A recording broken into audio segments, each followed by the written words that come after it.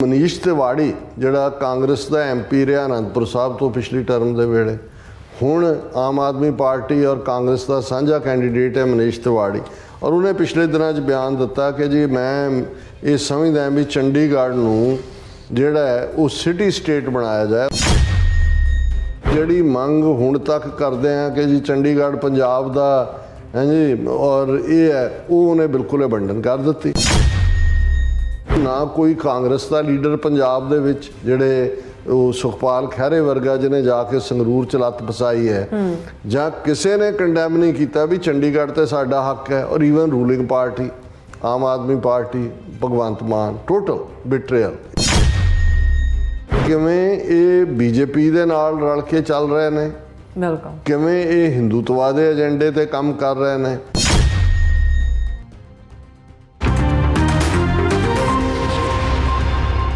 Viewers welcome back to programme. So viewers ਗੱਲਬਾਤ ਕਰਨ ਜਾ ਰਹੇ ਹਾਂ ਕਿ ਵਿਊਅਰਸ ਇਉਂ ਜਾਪਦਾ ਕਿ ਪੰਜਾਬ ਦੀਆਂ ਸਾਰੀਆਂ ਸਿਆਸੀ ਪਾਰਟੀਆਂ ਨੇ ਦਿੱਲੀ ਦਰਬਾਰ ਦੀ ਚਾਕਰੀ ਜਿਹੜੀ ਹੈ ਉਹ ਕਬੂਲ ਲਈ ਹੈ ਅਤੇ ਪੰਜਾਬ ਦੇ ਹੱਕਾਂ ਨੂੰ ਅੱਖੋਂ ਪਰੋਖੇ ਕਰ ਦਿੱਤਾ। ਸੋ ਚੰਡੀਗੜ੍ਹ ਤੋਂ ਕਾਂਗਰਸੀ ਉਮੀਦਵਾਰ ਮਨੀਸ਼ ਤਿਵਾੜੀ ਤਾਂ ਹੁਣ ਚੰਡੀਗੜ੍ਹ ਪੰਜਾਬ ਨੂੰ ਦੇਣ ਦੀ ਥਾਂ ਚੰਡੀਗੜ੍ਹ ਨੂੰ ਸਿਟੀ ਸਟੇਟ ਦਾ ਦਰਜਾ ਦੇਣ ਦੀ ਵਕਾਲਤ ਕਰ ਰਿਹਾ। ਸੋ ਇਸ ਬਾਰੇ ਆਪਾਂ ਗੱਲਬਾਤ ਕਰਨ ਜਾ ਰਹੇ ਹਾਂ। ਸੋ ਅਸੀਂ ਚਾਹਾਂਗੇ ਕਿ ਤੁਸੀਂ ਇਸ ਤਰ੍ਹਾਂ ਬਣੇ ਰਹਿਣਾ, ਦੇਖਣ ਸੁਣਨ ਲਈ ਐਨ ਲਿਖਣ ਲਈ ਤੁਹਾਡਾ ਸਭ ਦਾ ਬਹੁਤ ਬਹੁਤ ਧੰਨਵਾਦ ਜੀ। ਡਾਕਟਰ ਸਾਹਿਬ ਕੀ ਕਹਿਣਾ ਚਾਹੋਗੇ? ਦੇਖੋ, ਉਹ ਇੱਕ ਹੈ ਤਾਂ ਕਿੱਸਾ ਪਿਟਿਆ ਜਿਹਾ ਹੀ, ਪਰ ਉਹ ਇੱਕ ਸ਼ੇਰ ਅਕਸਰ ਦੁਹਰਾਇਆ ਜਾਂਦਾ ਸੀ ਕਿ ਫਫੋਲੇ ਜਲ ਉਠੇ सीने की आग से, इस घर को आग लग गई घर के चिराग से। चिराग ਦੀਵੇ ਨੂੰ ਕਹਿੰਦੇ ਨੇ ਕਿ ਜੇ ਘਰ ਦਾ ਦੀਵਾ ਜਿਸ ਨੇ ਚਾਨਣ ਦੇਣਾ ਘਰ 'ਚ, ਉਹ ਘਰ ਨੂੰ ਸਾੜਨ ਤੇ ਆ ਜਾਏ ਜਾਂ ਚਿਰਾਗ ਦੇ ਨਾਲ ਹੀ ਅੱਗ ਲੱਗ ਜਾਏ ਤੇ ਫਿਰ ਉਸ ਘਰ ਨੂੰ ਕੌਣ ਬਚਾ ਸਕਦਾ। ਇੱਕ ਪਾਸੇ ਅਸੀਂ ਗੱਲ ਕੀਤੀ ਬਹੁਰੂਪੀਏ ਜਾਂ ਹਿੰਦੂਤਵੀ ਬੀਜੇਪੀ ਜਿਨ੍ਹਾਂ ਨੇ ਕਾਂਗਰਸ ਦੇ ਨਾਲ ਰਲ ਕੇ ਸਿੱਖਾਂ ਦੇ ਖਿਲਾਫ ਟੋਟਲ ਵਾਰ ਐਲਾਨੀ, ਔਰ ਇਸ ਦਾ ਸਭ ਤੋਂ ਵੱਡਾ ਸਬੂਤ ਤੁਸੀਂ LK ਅਡਵਾਨੀ ਦੀ ਕਿਤਾਬ, ਜਿਹਦੇ 'ਚ ਉਹ ਰਿਪੀਟਡਲੀ ਕਹਿੰਦਾ ਕਿ ਉਹਨੇ ਕਿਵੇਂ ਇੰਦਰਾ ਗਾਂਧੀ ਨੂੰ ਮੋਟੀਵੇਟ ਕੀਤਾ ਹਮਲਾ ਕਰਨ ਲਈ, ਜਾਂ ਉਸ ਤੋਂ ਪਹਿਲਾਂ ਦਿੱਲੀ ਦੇ ਵਿੱਚ ਇਹਨਾਂ ਦੇ ਵੱਡੇ ਵੱਡੇ ਪ੍ਰੋਟੈਸਟ ਜਿਨ੍ਹਾਂ ਨੂੰ ਅਡਵਾਨੀ, ਵਾਜਪਾਈ, ਰਾਜੂ ਭਈਆ ਔਰ ਮੁਰਲੀ ਮਨੋਹਰ ਜੋਸ਼ੀ ਲੀਡ ਕਰਦੇ ਸੀ ਕਿ ਪੰਜਾਬ 'ਚ ਫੌਜ ਭੇਜੋ। ਇਹ ਇਹਨਾਂ ਦੀ ਮੰਗ ਫਰਵਰੀ ਮਾਰਚ ਦੇ ਵਿੱਚ ਤੁਸੀਂ ਦੇਖੋਗੇ ਕਿ ਉਸ ਕਿਸਮ ਦੇ ਵੱਡੇ ਵੱਡੇ ਪ੍ਰੋਟੈਸਟ ਇਹਨਾਂ ਨੇ ਪੰਜਾਬ ਦੇ ਵਿੱਚ ਕੀਤੇ। ਸੋ ਇਹਦੇ ਬਾਰੇ ਤਾਂ ਕੋਈ ਦੋ ਰਾਵਾਂ ਨਹੀਂ ਨੇ ਕਿ ਵੀ ਇਸ ਵੇਲੇ ਜੋ ਬੀਜੇਪੀ ਜਾਂ ਮੋਦੀ ਦਾ ਵਰਤਾਰਾ ਔਰ ਟਰਾਂਸਨੈਸ਼ਨਲ ਰਿਪਰੈਸ਼ਨ ਤੋਂ ਬਾਅਦ ਤਾਂ ਕੋਈ ਭੁਲੇਖਾ ਨਹੀਂ ਰਹਿ ਗਿਆ। ਔਰ ਇਹੀ ਕਾਰਨ ਹੈ ਕਿ ਡਾਇਸਪੋਰਾ ਸਿੱਖ ਮਜ਼ਬੂਤੀ ਦੇ ਨਾਲ ਖਾਲਿਸਤਾਨ ਦੇ ਲਈ ਖੜ ਗਿਆ। ਖਾਲਿਸਤਾਨ ਰੈਫਰੈਂਡਮ ਆਪਣੇ ਆਪ ਦੇ ਵਿੱਚ ਡਾਇਸਪੋਰਾ ਸਿੱਖਾਂ ਦੀਆਂ ਭਾਵਨਾਵਾਂ, ਪੋਲੀਟੀਕਲ ਐਸਪੀਰੇਸ਼ਨਸ ਦਾ ਪ੍ਰਗਟਾਵਾ ਹੈ। ਪੰਜਾਬ ਦੇ ਹਵਾਲੇ ਨਾਲ ਜੇ ਅਸੀਂ ਪੋਲੀਟੀਕਲੀ ਦੇਖੀਏ ਤੇ ਅਕਾਲੀ ਦਲ ਦਾ ਪੰਜਾਬ ਦੇ ਸੀਨ ਤੋਂ ਜਾਂ ਪੰਜਾਬ ਦੀਆਂ ਹੱਕੀ ਮੰਗਾਂ ਜਾਂ ਸਿੱਖ ਕੌਮ ਦੇ ਕਰੈਕਟਰ ਤੋਂ ਆਪਣਾ ਟਾਲਾ ਵੱਟਣ ਦੀ ਲਾਈਨ ਤਾਂ 1996 ਦੇ ਦੌਰ ਸ਼ੁਰੂ ਹੋਈ, ਜਦੋਂ ਮੋਗਾ ਕਾਨਫਰੰਸ ਦੇ ਵੇਲੇ ਬਾਦਲ ਨੇ ਕੁਆਇਟਲੀ ਇਸ ਦੇ ਉੱਤੇ ਨਾ ਕੋਈ ਡਿਬੇਟ ਹੋਈ, ਨਾ ਕੋਈ ਜਨਰਲ ਹਾਊਸ 'ਚ ਹੋਇਆ। ਉਸ ਕਨਵੈਨਸ਼ਨ ਦੇ ਵੇਲੇ ਉਹਨਾਂ ਨੇ ਸਾਇਲੈਂਟਲੀ ਇਸ ਨੂੰ ਸਿੱਖ ਪਾਰਟੀ 'ਚੋਂ ਕੱਢ ਕੇ ਪੰਜਾਬੀ ਪਾਰਟੀ, ਔਰ ਫਿਰ ਅਸੀਂ ਅਗਲੀਆਂ ਚੋਣਾਂ 'ਚ ਦੇਖਦੇ ਹਾਂ ਕਿ ਹਿੰਦੂ ਕੈਂਡੀਡੇਟਸ ਨੂੰ ਔਰ ਦੂਜਾ ਉਮੀਦਵਾਰ ਬਣਾਉਣਾ। ਚਲੋ ਉਹ ਵੀ ਸਮਝ ਆ ਸਕਦਾ ਸੀ ਕਿ ਜੇ ਤੁਸੀਂ ਉਹਨਾਂ ਦੇ ਲਈ ਦਰਵਾਜ਼ੇ ਖੋਲ੍ਹਦੇ ਹੋ, ਪਰ ਬਿਲਕੁਲ ਟਾਲਾ ਵੱਟਣਾ ਪੰਜਾਬ ਦੇ ਜਾਂ ਸਿੱਖ ਕਰੈਕਟਰ ਤੋਂ ਔਰ ਅਕਾਲੀ ਦਲ ਦੀ 100 ਸਾਲਾ ਹਿਸਟਰੀ ਨੂੰ ਇਵੇਂ ਬਦਲ ਕੇ ਰੱਖ ਦੇਣਾ। ਉਹ ਅਕਾਲੀ ਦਲ ਜਿਸ ਦਾ ਆਪਣਾ ਇੱਕ ਗਲੋਰੀਅਸ ਇਤਿਹਾਸ ਰਿਹਾ, ਜਦੋਂ ਤੱਕ ਉਹ ਬਾਦਲ ਟੌੜਾ ਤਲਵੰਡੀ ਦੇ ਪੇਸ਼ ਪਿਆ ਔਰ ਉਹਨਾਂ ਨੇ ਫਿਰ ਉਹਦਾ ਕੀ ਬੇੜਾ ਗਰਕ ਕੀਤਾ, ਇੱਕ ਵੱਖਰੀ ਕਹਾਣੀ ਹੈ। ਹੁਣ ਇਹਦੇ ਬਾਵਜੂਦ ਕਿ ਰਿਪੀਟਡਲੀ ਬਾਦਲ ਅਕਾਲੀ ਦਲ ਦੀ ਇਹ ਸਰਕਾਰ 5 ਵਾਰ ਬਾਦਲ ਚੀਫ ਮਿਨਿਸਟਰ ਪੰਜਾਬ ਦਾ ਰਿਹਾ, ਔਰ ਸਭ ਤੋਂ ਜ਼ਿਆਦਾ ਬੇਅਦਬੀਆਂ ਦਾ ਸਿਲਸਿਲਾ 2015 'ਚ ਅਕਾਲੀ ਸਰਕਾਰ ਵੇਲੇ ਰਾਮ ਰਹੀਮ ਦੀ ਪੁਸ਼ਤ ਪਨਾਹੀ, ਕਿਵੇਂ ਸੁਮੇਧ ਸੈਣੀ, ਜ਼ਹਾਰ ਆਲਮ ਵਰਗੇ ਸਿੱਖ ਕਿਲਰਸ ਨੂੰ ਟੌਪ ਪੋਸਟਾਂ ਤੇ ਲਾਣਾ, ਔਰ ਕਿਵੇਂ ਈਵਨ ਇਹ ਸਾਰੇ ਇਕਰਾਰ ਕਿ ਜੀ ਅਸੀਂ ਕਮਿਸ਼ਨ ਬਣਾਵਾਂਗੇ ਜੂਨ 84 ਲਈ, ਕੌਣ ਜ਼ਿੰਮੇਵਾਰ, ਸਭ ਜਿਹੜਾ ਉਹ ਤਾਂ ਈਵਨ ਜਥੇਦਾਰ ਭਾਈ ਗੁਰਦੇਵ ਸਿੰਘ ਕੌਂਕੇ ਦਾ ਮਰਡਰ ਤੱਕ ਹੋਣਾ, ਕਰਵਾਉਣ ਦੇ ਵਿੱਚ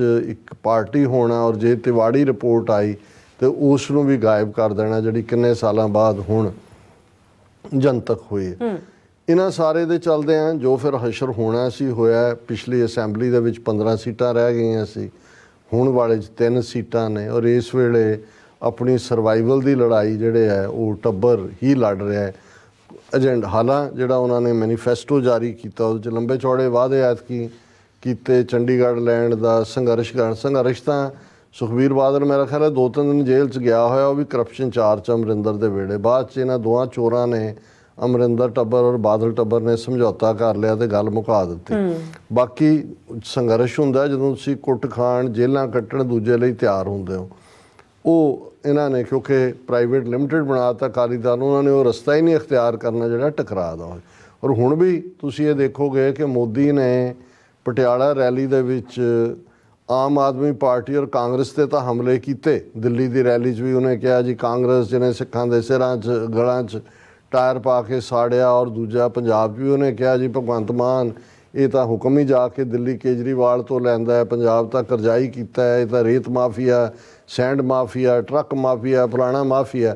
ਲੇਕਿਨ ਮੋਦੀ ਨੇ ਇੱਕ ਵੀ ਲਾਈਨ ਜਿਹੜੀ ਹੈ ਉਹ ਬਾਦਲ ਅਕਾਲੀ ਦਲ ਜਾਂ ਇਹਨਾਂ ਬਾਰੇ ਨਹੀਂ ਕਹੀ। ਹਾਲਾਂਕਿ ਲੰਬਾ ਵਕਤ ਜੋ ਅੱਜ ਪੰਜਾਬ ਦਾ ਹਾਰ ਹੈ 5-6 ਟਰਮਸ ਦਾ ਉਹਨਾਂ ਨੇ ਸਰਵ ਕੀਤਾ ਹੈ, ਬਾਕੀ ਕਾਂਗਰਸ ਦੇ ਹਿੱਸੇ ਆਇਆ। ਸੋ ਉਹਨੇ ਵੀ ਆਪਣੀ ਕਿਉਂਕਿ ਕਾਂਗਰਸ ਔਰ ਆਮ ਆਦਮੀ ਪਾਰਟੀ ਦਾ ਸਮਝੌਤਾ ਹੈ। ਚੰਡੀਗੜ੍ਹ ਦੇ ਵਿੱਚ ਵੀ ਮਨੀਸ਼ ਤਿਵਾੜੀ ਸਾਂਝਾ ਕੈਂਡੀਡੇਟ ਹੈ, ਦਿੱਲੀ 'ਚ ਤਾਂ ਸੀਟਾਂ ਵੰਡੀਆਂ ਹੋਈਆਂ ਨੇ, ਕਨ੍ਹਈਆ ਕੁਮਾਰ ਜਿਹੜਾ ਉਹ ਕਾਂਗਰਸ ਦਾ ਹੈ ਔਰ ਬਾਕੀ ਉਹਨਾਂ ਦਾ।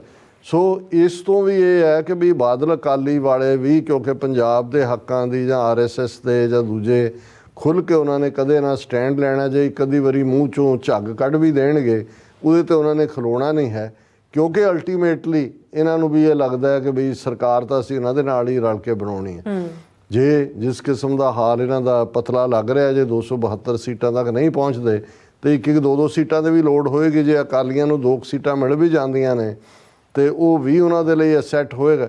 ਸੋ ਅਕਾਲੀ ਦਲ ਜਿਹੜਾ ਸੱਚਮੁੱਚ ਜੇ ਪੰਜਾਬ ਦੇ ਹੱਕਾਂ ਲਈ ਪਿਛਲੇ 100 ਸਾਲ 'ਚ ਇਨ ਜਨਰਲ ਔਰ ਸਿੱਖਾਂ ਲਈ ਇਨ ਪਾਰਟਿਕੂਲਰ ਖਲੋਣ ਵਾਲੀ ਪਾਰਟੀ ਸੀ ਤਾਂ ਅਕਾਲੀ ਦਲ ਉਹ ਟੋਟਲ ਬਿਟਰੇਲ। ਹੁਣ ਕਾਂਗਰਸ ਤੇ ਆਮ ਆਦਮੀ ਪਾਰਟੀ ਦਾ ਹਾਲ ਦੇਖ ਲਓ। ਹੁਣ ਇਹਨਾਂ ਦੋਨਾਂ ਦਾ ਅਨਰਿਟਨ ਸਮਝੌਤਾ ਹੈ ਜਿਹੜਾ ਪੰਜਾਬ ਦੇ ਦਿੱਲੀ ਬਾਰੇ ਕਲੀਅਰ ਹੈ, ਚੰਡੀਗੜ੍ਹ ਬਾਰੇ ਕਲੀਅਰ ਹੈ। ਹੁਣ ਮਨੀਸ਼ ਤਿਵਾੜੀ ਜਿਹੜਾ ਕਾਂਗਰਸ ਦਾ MP ਰਿਹਾ ਅਨੰਦਪੁਰ ਸਾਹਿਬ ਤੋਂ ਪਿਛਲੀ ਟਰਮ ਦੇ ਵੇਲੇ, ਹੁਣ ਆਮ ਆਦਮੀ ਪਾਰਟੀ ਔਰ ਕਾਂਗਰਸ ਦਾ ਸਾਂਝਾ ਕੈਂਡੀਡੇਟ ਹੈ ਮਨੀਸ਼ ਤਿਵਾੜੀ। ਔਰ ਉਹਨੇ ਪਿਛਲੇ ਦਿਨਾਂ 'ਚ ਬਿਆਨ ਦਿੱਤਾ ਕਿ ਜੀ ਮੈਂ ਇਹ ਸਮਝਦਾ ਵੀ ਚੰਡੀਗੜ੍ਹ ਨੂੰ ਜਿਹੜਾ ਹੈ ਉਹ ਸਿਟੀ ਸਟੇਟ ਬਣਾਇਆ ਜਾਏ। ਉਹਨੇ ਆਪਣਾ ਮੈਨੀਫੈਸਟੋ ਜਿਹੜਾ ਜਾਰੀ ਕੀਤਾ ਹੈ, it's time for Chandigarh to become a city state. City ਮਤਲਬ ਇਹ ਹੈ ਵੀ ਜਿਹੜੀ ਮੰਗ ਹੁਣ ਤੱਕ ਕਰਦੇ ਆ ਕਿ ਜੀ ਚੰਡੀਗੜ੍ਹ ਪੰਜਾਬ ਦਾ ਹੈ ਜੀ, ਔਰ ਇਹ ਹੈ ਉਹ ਉਹਨੇ ਬਿਲਕੁਲ ਅਬੰਡਨ ਕਰ ਦਿੱਤੀ।